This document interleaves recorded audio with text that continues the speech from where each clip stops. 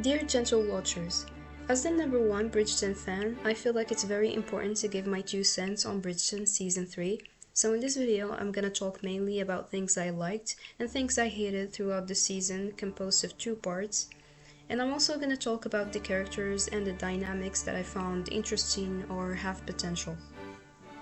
This season starts with Colin returning home with a Bridgerton glow up. After that, he makes it clear that he's to take some lady a wife this season. As for Penelope, it's her 3rd season, and the stress of not settling down starts kicking in as she's the only one of her sisters who haven't found a husband yet.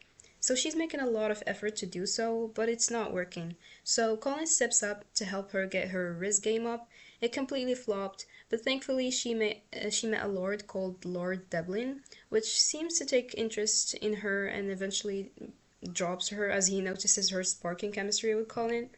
After the whole thing blow up between the two, Penn and Lord Deblin, Colin proposes to Penn, and it's all happy in games until we remember the most important detail, which is her identity as Lady Whistledown, which she's been hiding for years, but it's becoming harder and harder to conceal with marrying Colin and Eloise pressuring and the Queen's ongoing investigation.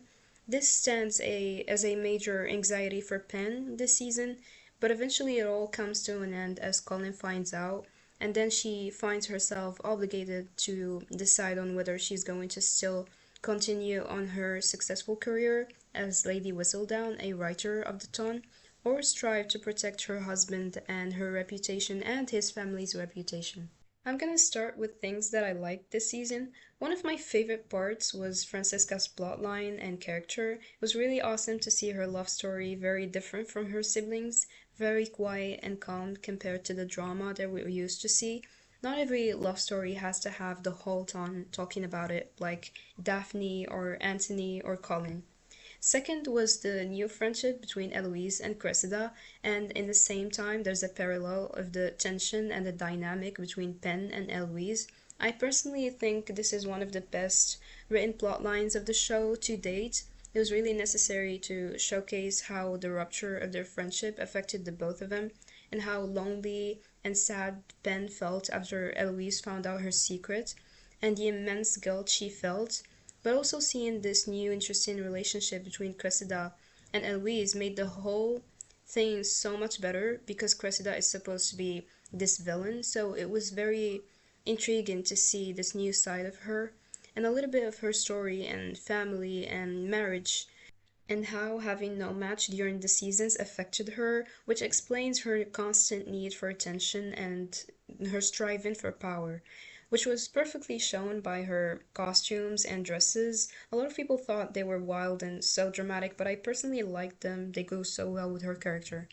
I really like Cressida's villain arc. I think it was very necessary to see her despair to make a better life for herself and get out of this marriage deal, even if it meant to destroying her image and reputation in the society.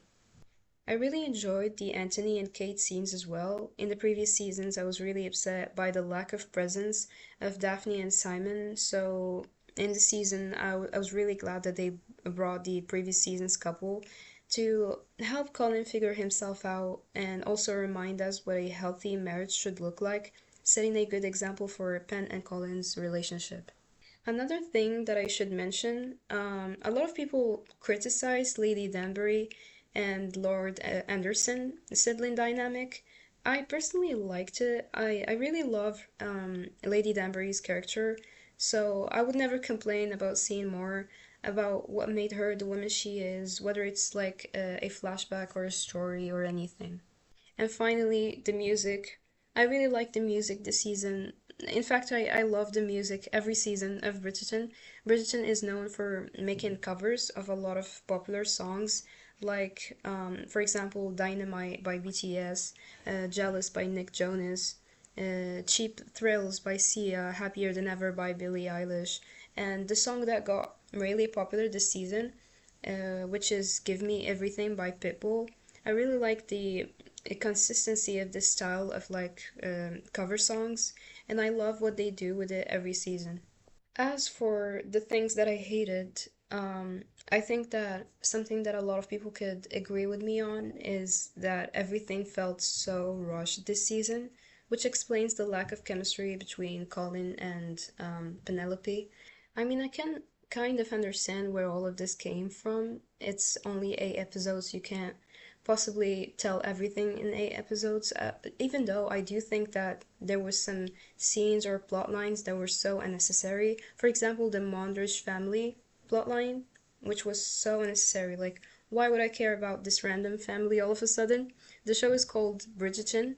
I didn't come here to watch these people integrate themselves into society or struggle with letting go of their pub or business. Like, I don't care. Like, genuinely, I don't care. All this time that the showrunners wasted trying to get the story right could have been about Colin and Penn getting more and more screen time together instead of talking about this family, which I have no connection with, honestly. I think a lot of people have already talked about this, but I'll mention it because why not? I didn't like how they portrayed Colin as this very masculine guy, which is definitely very different from the kind of soft boy we're used to seeing in previous seasons, which was honestly so disappointing because what made him special is him being so different from his other brothers. I think they failed really hard with his character this season, but nevertheless, I did like him better in part two. I think that once he confessed to Penelope about his love, he didn't feel the need to pull this font and image and live up to the standards of what being a man in society is. Another thing that I wish they did is getting a glimpse of Colin's past, the same way that they did with other characters like Anthony and Simon. Any memory that could explain his character would have done a huge difference, in my opinion. I honestly felt like I didn't know who he was as a person this season. Nothing about him or what he does made sense anymore. And the infamous balloon scene, I I don't even want to speak about it. I don't. Let's just move forward. I think you know why. In the topic of the hot air balloon scene and Lord Devlin and Colin, I would have loved to see more of the love triangle. Like the love triangle wasn't triangling, it gave nothing. There was barely any jealousy or regret from any of the parts. And it was so fast and it led to nothing. Like there was no point of it, honestly. It was pointless. Finally, and to wrap this up, I hated the ending. After Penelope came out in her sister's party to talk about how she's very sorry about the horrible things that she wrote about everyone, the queen just like forgave her, and I thought that was like irrational given the fact that she was investigating about her for like nearly 3 seasons. And then after that, they just did a scene where the three Featherington sisters had babies, and it just made me cringe a little bit, honestly. Like the way it was shot, and it caught me so off guard. Like of all endings that you could have done, you chose to show 3 babies. That was the ending that we deserved of this very popular ship. Whatever. Honor mentions are Violet Bridgeton and Lord Anderson are so cute and adorable. Francesca Bridgeton and John Sterling are the couple this season, and I hope to see more of them. But I'm also interested for us, the audience, to discover the dynamic between Francesca and Nicola Sterling in the next seasons. When I saw the scene where Francesca looks at Nicola, I was confused. I thought it came from a place of jealousy, but apparently when I looked it up, other people had another opinion, so I don't know. Hyacinth Bridgeton is my favorite Bridgeton this season. The Queen's wig was phenomenal. It was really beautiful. As for the other season's couple, the next season, I mean, I think it's Benedict and Sophie, but definitely comment down below who you think is gonna be. And I would also love to know your opinion and stances on the whole show and season 3 of Bridgerton. Anyways, all in all, this season wasn't that good, but would I still watch it? Yeah, definitely. I have very high expectations for the next seasons, and I think that they will learn from their mistakes. But yeah, thank you guys so much for watching. If you've made it till here in the video, please make sure to leave a comment about your opinions or anything you want to tell me in the comments, and leave a like and subscribe to the channel.